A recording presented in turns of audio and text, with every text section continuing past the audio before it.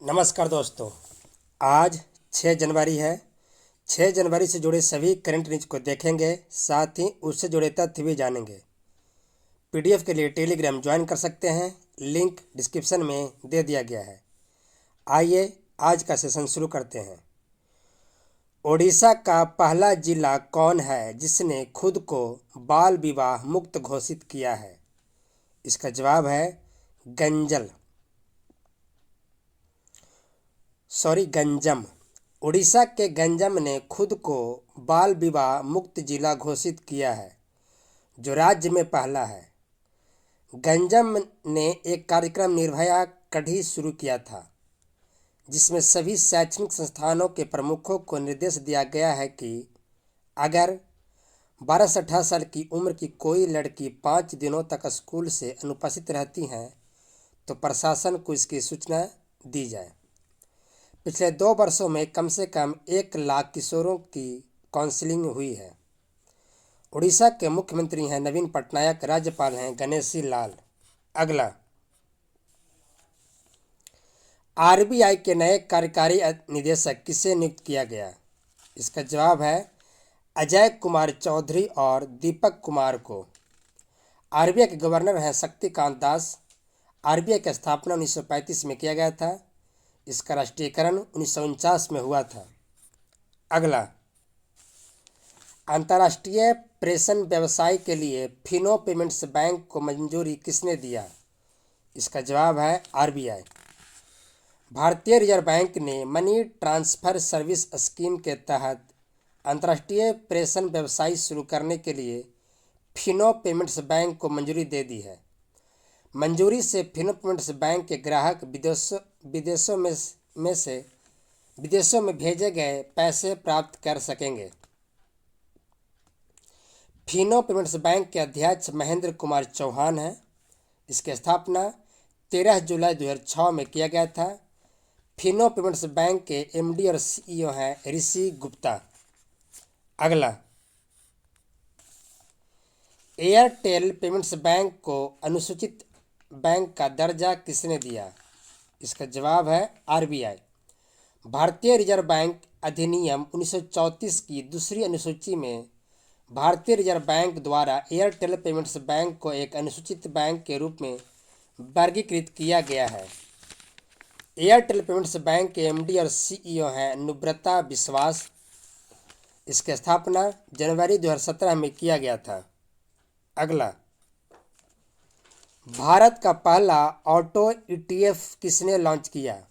इसका जवाब है निप्पॉन इंडिया एमएफ यानी NIMF। Nippon India mutual fund के परिसंपत्ति प्रबंधक Nippon life India asset management limited ने भारत का पहला auto sector ETF Nippon India Nifty auto ETF launch करने की घोषणा की है। Nippon India Nifty auto ETF मुख्य रूप से निफ्टी ऑटो इंडेक्स वाले शेयरों में इंडेक्स के समान अनुपात में निवेश करेगा। अगला, पारंपरिक नववर्ष लोसार महोत्सव कहाँ मनाया गया? इसका जवाब है लद्दाख।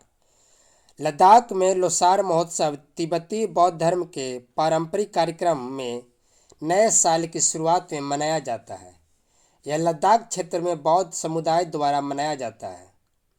लोसार तिब्बती चंद्र कैलेंडर की शुरुआत से 15 दिनों का एक त्यौहार है, जो तिब्बती कैलेंडर में 11वें महीने के पहले दिन को चिन्हित करता है। लोसार एक तिब्बती शब्द है जिसका अर्थ है नया साल। लद्दाख के अन्य लोकप्रिय त्यौहार हैं फ्यांग सेडपू महोत्सव, दोस्मोचे महोत्सव और हेमिस महोत्सव। लद्दाख के उपराज्यपाल हैं MK माथुर। अगला, भारत के पहले क्रिप्टो करेंसी इंडेक्स IC15 वैश्विक सूचकांक किसने जारी किया? इसका जवाब है क्रिप्टो बायर ने। क्रिप्टो बायर एक वैश्विक क्रिप्टो सुपर ऐप जो टिकर प्लांट की एक विशेष व्यावसायिक इकाई है, ने भारत के पहले क्रिप्टो करेंसी इंडेक्स IC15 को लॉन्च करने की घोषणा की है। जो बाजार पूंजीकरण द्वारा एक नियम आधारित व्यापक बाजार सूचकांक है। अगला, अब्दुल्ला हमदोक किस देश के प्रधानमंत्री थे जिन्होंने इस्तीफा दिया है? इसका जवाब है सूडान। सूडान के प्रधानमंत्री अब्दुल्ला हमदोक ने अपने इस्तीफे की घोषणा की है।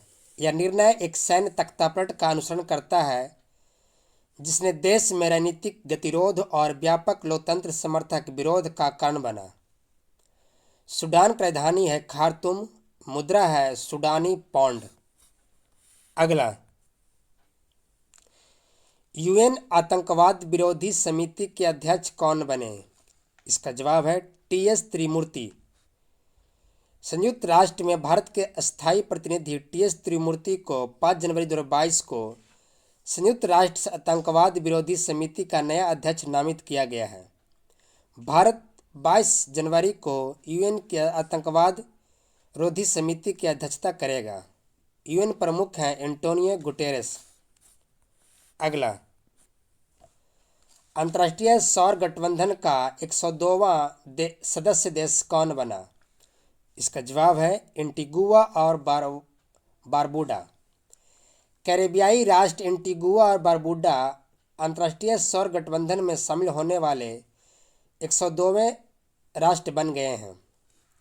अंतर्राष्ट्रीय सौर गठबंधन की शुरुआत भारत और फ्रांस द्वारा 2015 में की गई थी।